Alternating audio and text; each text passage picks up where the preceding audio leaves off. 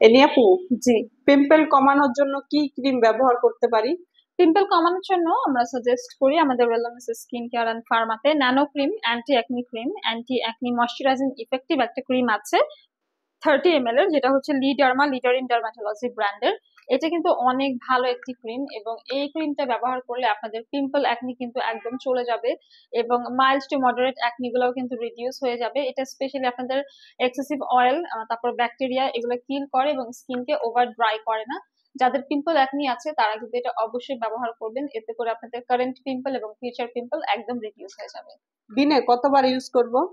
ভালো রেজাল্ট পেতে হলে সকালে একবার, রাতে একবার ব্যবহার করবেন যেখানে আপনাদের পিম্পল আছে সেখানে। এই প্রোডাক্টটি কারা ব্যবহার করতে পারে? ছেলে মেয়ে সবাই ব্যবহার করতে পারবে।